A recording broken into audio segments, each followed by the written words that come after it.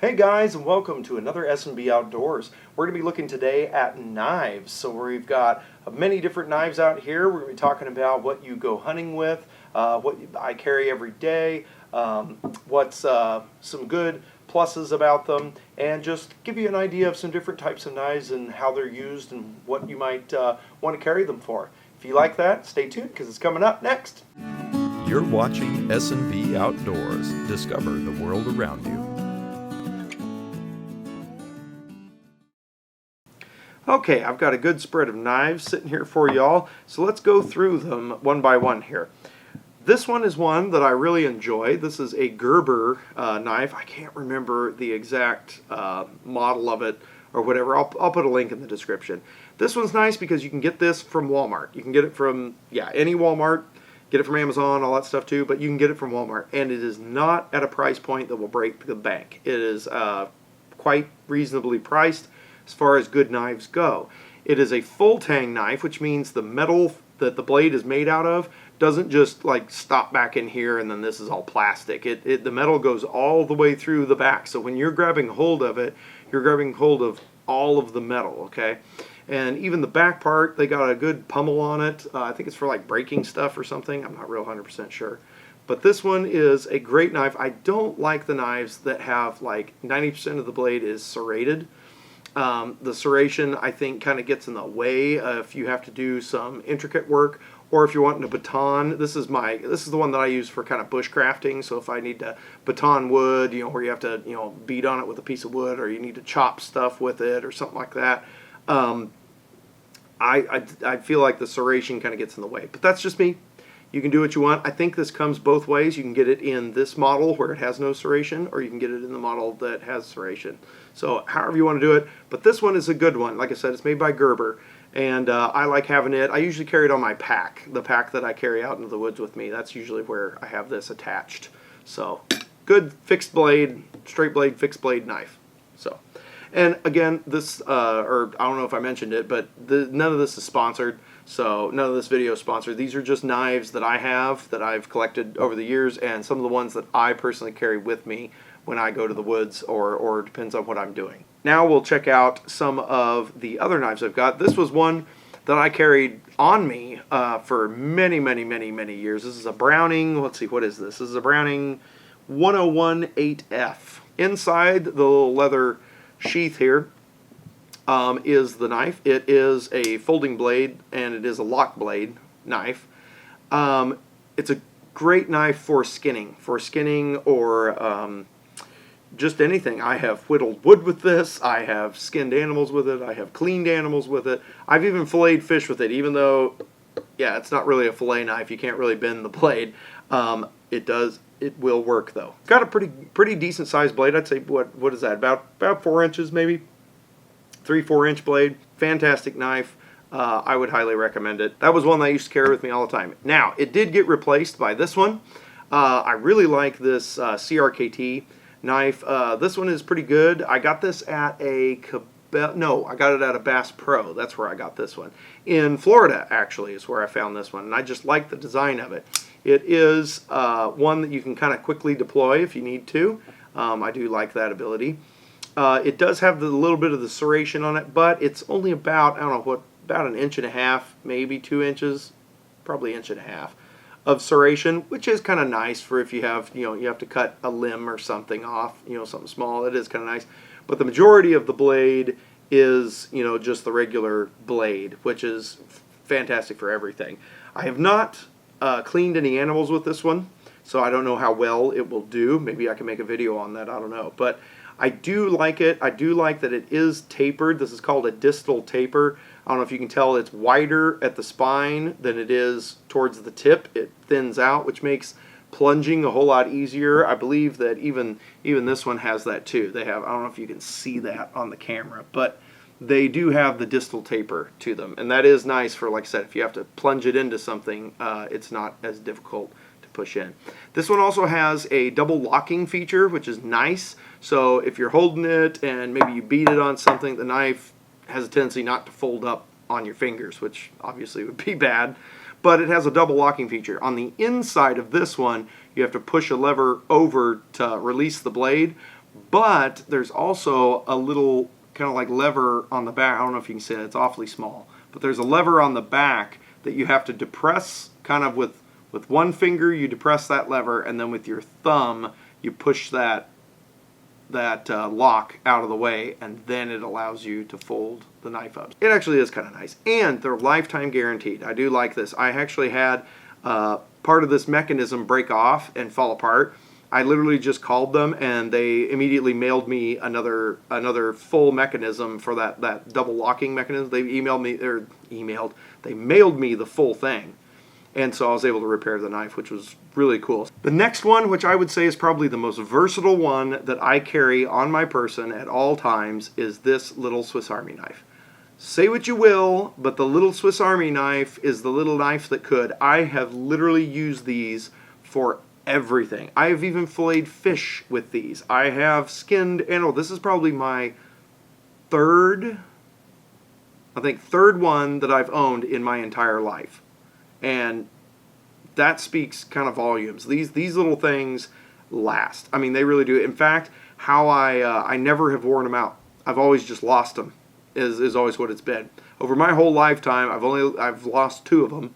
But yeah, that's usually what happens. I lose them. I don't actually break them. I've never even seen one of these come apart in my life. And I mean, I put these through the rigor. I mean, I'll baton wood with these. I will. I mean, and the edge stays relatively sharp. I usually just hit it on some sharpening steel or whatever, and it's back perfect again. And yeah, I also use it in fishing because it has the little scissors, which is fantastic for trimming line and things like that, as well as you can find a billion uses for a little pair of scissors.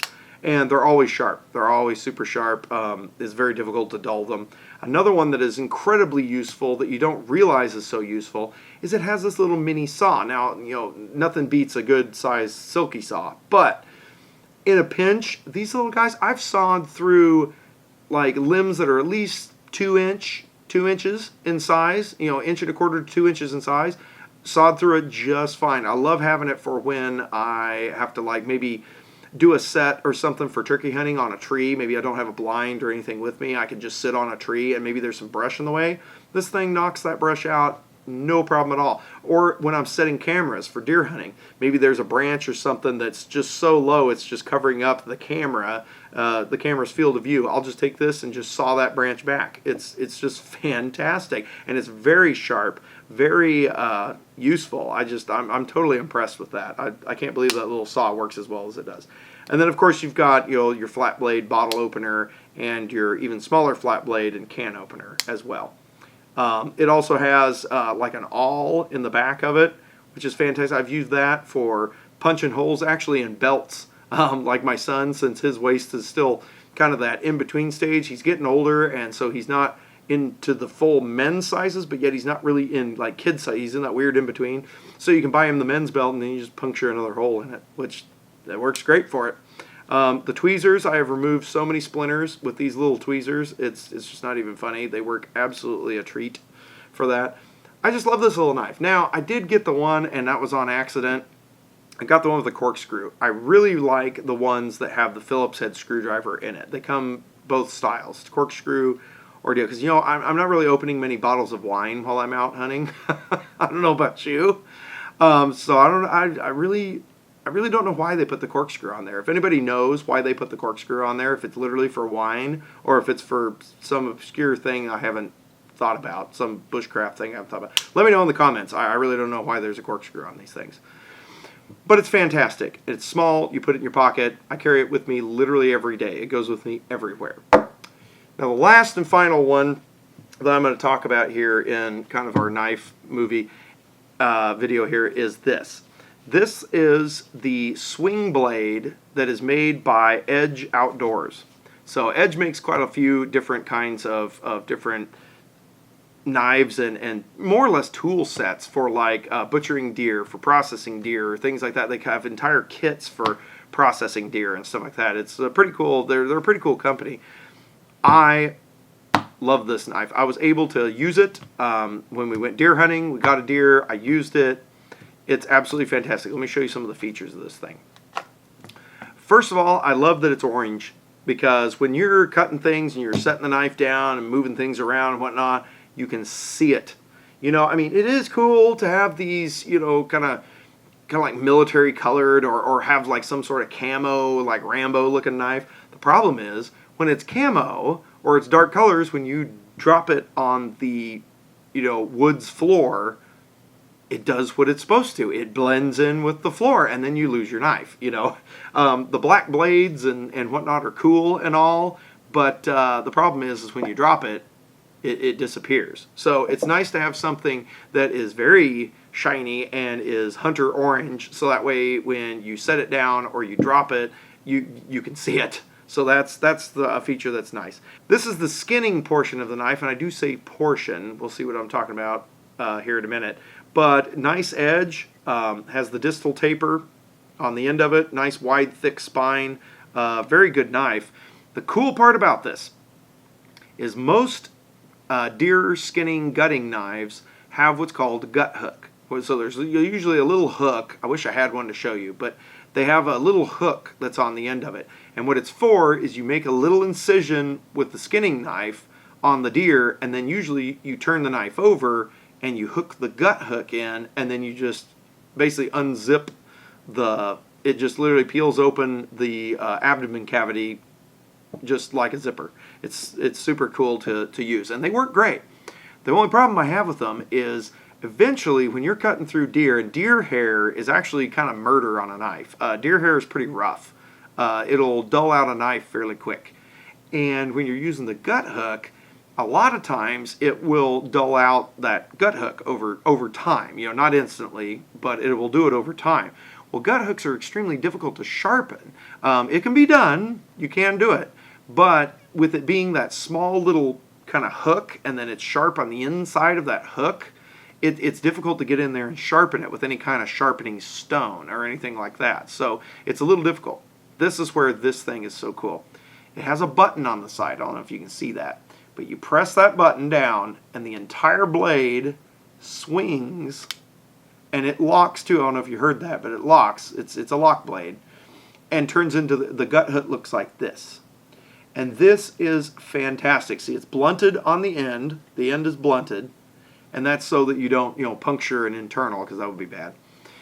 But it's got this big blade on the inside, and it's curved too. So you kind of do the same thing. You make your incision with the skinning knife side, and then you get this in here, and then it does the same thing. It'll just peel it open. But the cool part is when this dulls out or starts to get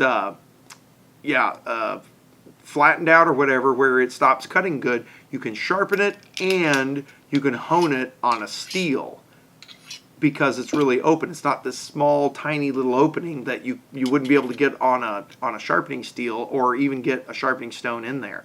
For that reason, I really like this knife. I really like it because you can get in there and sharpen the gut hook portion of it. So really nice design. So I really recommend you get one of these and try it out in your deer hunting endeavors, because it is nice. Comes with a nice sheath. It's hard. I think it's Kydex on the inside, so it can't be crushed or punctured or anything like that. It fits in there really well.